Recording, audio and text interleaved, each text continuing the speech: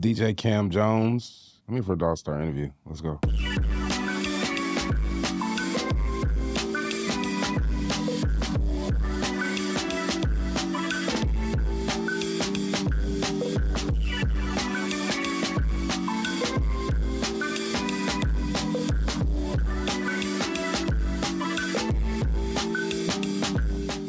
What are your earliest music memories?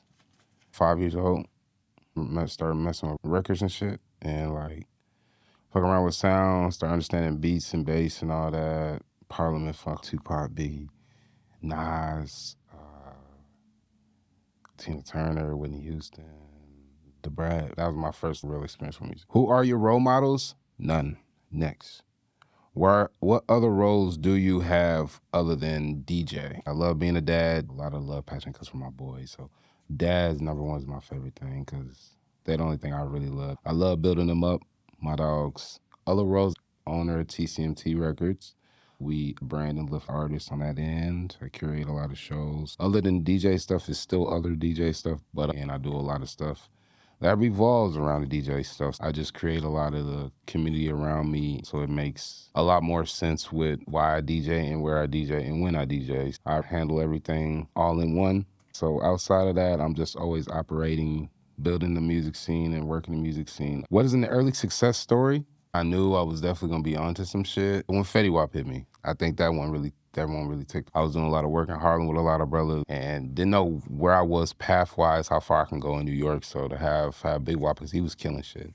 And Free Wap, by the way, he'll be out soon. But he was killing shit. And for him to go out his way in his busy-ass schedule in the midst of his tour, he ended up hitting my brother Mike G. He passed the phone, boom, boom, boom, boom. There it is. It's history after that. That was that crack off for me. It was him really rapping, like not singing or anything.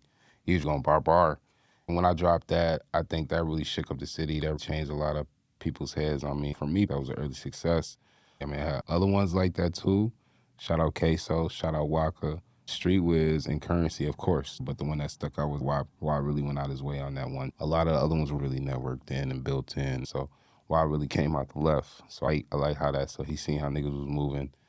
And just all of them to really believe in me as a DJ. That really put me in perspective for sure. Really gave me some early success. And I'll say a couple more just on love, like early Atlanta artists. When I was in SoundCloud, I pushed a lot of Cardi up here. My brother Fonzworth, man, he's a monster I've had early success with. We got more coming up. My brother Fonz, you know what it is. And, I can keep going on and on, but those for sure, early successes. What lessons you've learned recently? There's always lessons learned. I'm always learning a lesson today that I learned from yesterday. When you come into new music and you're dealing with new artists and you're working in new people, you gotta always have an open mind. You gotta always have an open ear because you don't know what they've been through, what they've fought through, where they're at in their life too as well. So I believe that, on a lesson learned tip on that is just always keeping your ear open and just giving that extra, that little space. Not no judgment or nothing like that, but just, hearing people out, and seeing what their music journey is about, especially if you're in a more ideal position. Don't degrade. Always try to upgrade everybody you run into. What do you do in your time off stage, out of the studio? For sure, dad shit. I just want to grow them, build everything for them, create a real empire so they can flourish. How do you prepare for a show? I'm very religious with my shows. I like to not be bothered. I like to smoke 1 to 6 blunts before a show. I just need my space so I can think and get ready and prepare for everybody. I'll disappear for about a minute to an hour and just smoke. That's just my thing. I'll smoke and get in my zone, my zen. At home, I'll work out for the health and just for the body, mental, for standing for hours.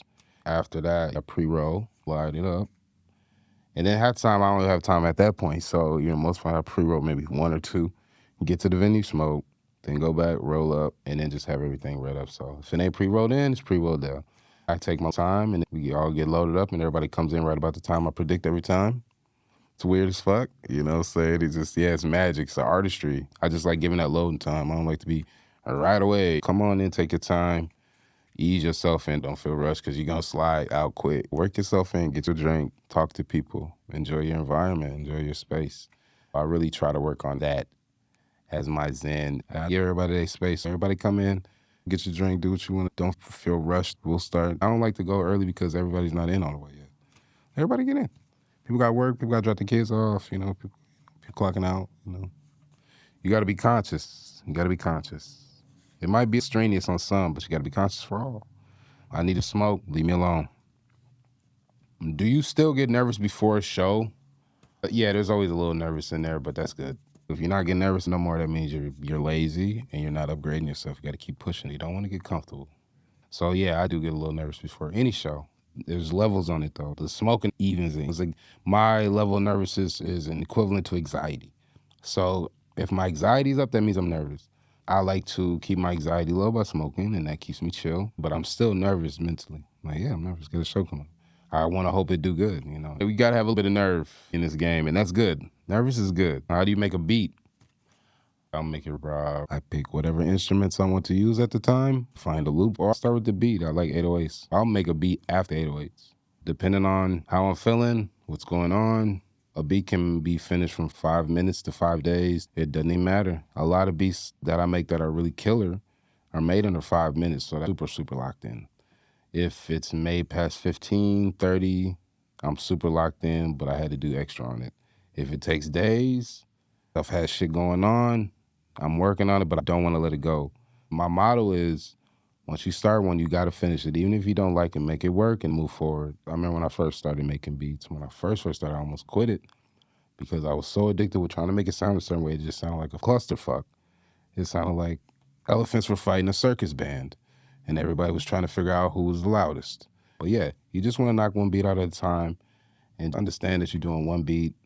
Get it done, move forward. If you got plenty of ideas, save it for the next one. Take a picture, whatever you got to do. Just don't lose your thought. Move forward. That's me. That's how I make a beat. And then I press the X at the end. Got another one. What area of your artistry do you want to improve in? For me, it's creativity. I love to be a tastemaker. I try to create a streamline of creativity strands, you know what I'm saying? As in, I'll make a show this type of style, people want to make shows like that. Or if I make a name on a show, people want to make names that resemble that. I try to just be ahead, staying in my own lane. I'm not trying to compete. I want to stand out and be different because I hate trying to be looking like I resemble anybody's shit. And that's always been my thing growing up too. If it don't look a certain way that I want it to, it'll take some time. I'll sit back and I'll keep working on it. The name, the look, the layout, whatever. It can't look what I did before. It's got to be something different. Unless it's something matriarch for me that I know that nobody's going to be able to pick off because I'm just too strong on it, then it's going to stay. If it's something that needs to be changed and I just feel it, I feel it in my body, I feel it in my song, yeah, it's got to move around. For sure. Some people see me at my shows like I'm ready to fight somebody or something.